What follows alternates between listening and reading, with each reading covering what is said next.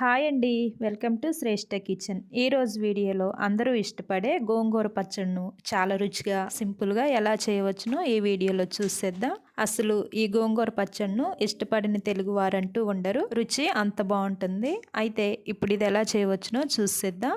Stove పై pan పెట్టుకొని 2 tea స్పూన్ల ధనియాలు, 1 టీ స్పూన్ జీలకర్ర, పావు టీ స్పూన్ మెంతులు, ఇంకా 1 టీ స్పూన్ ఆయిల్ కూడా వేసుకొని వీటిని దోరగా ఫ్రై చేసుకోవాలి. దోరగా వేయించుకున్న వీటిలోకి కారానికి సరిపడా 10-12 ఎండుమిర్చిని ఇలా కట్ చేసి వేసుకోవాలి. ఎండుమిర్చిని కట్ చేసి వేయటం వల్ల లోపల వరకు గింజలతో సహా వేగి పచ్చడి చాలా రుచిగా ఉంటుంది. వేయించుకున్న వీటిని ఒక ప్లేట్లో తీసుకొని పూర్తిగా చల్లారే వరకు పక్కన ఉంచుకోవాలి. ఇలా వేయించుకున్న ఎండుమిర్చి చల్లారేలోపు ఇప్పుడు గోంగూరను వేయించుకుందాం. దీనికోసం ఒక పెద్ద సైజు గోంగూర కట్టను తీసుకొని దీన్ని బాగా 2-3 సార్లు నీట్గా కడిగి అదే ప్యాన్లో 2 టీ స్పూన్ల ఆయిల్ వేసుకొని గోంగూరను బాగా కలుపుతూ మెత్తగా ఉడికే వరకు ఉడికించుకోవాలి. మంటను లో టు మీడియం ఫ్లేమ్లో ఉంచుకొని గోంగూరను కంటిన్యూస్గా కలుపుతూ ఉండటం వల్ల ఈ పచ్చడిను రోట్లో వేసుకొని కానీ మిక్సీలో వేసి కానీ రుబ్బే పని లేకుండానే బాగా మెత్తగా ఉడికిపోతుంది.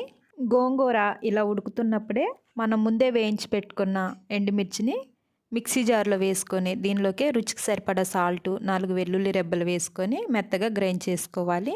ఇలా గ్రైండ్ చేసుకున్న కారపొడిని మనం ముందే వేయించుకున్న గోంగూరలో వేసుకొని అంతా కలిసేలా బాగా కలుపుకోవాలి. ఈ విధంగా రెడీ అయిన ఈ పచ్చడిను పక్కన పెట్టుకొని ఇప్పుడు తాలింపు కోసం ఒక ప్యాన్ పెట్టుకొని 2 గరిటెల ఆయిల్ వేసుకొని ఆయిల్ వేడైన తర్వాత 1 టీ స్పూన్ జీలకర్ర, 2 టీ స్పూన్ల పోపు దినుసులు వేసుకోవాలి. ఆవాలు, మినపప్పు, శనగపప్పు, దీనిలోకే 4 ఎండుమిర్చి వేసుకొని కలుపుతూ వేయించుకోవాలి.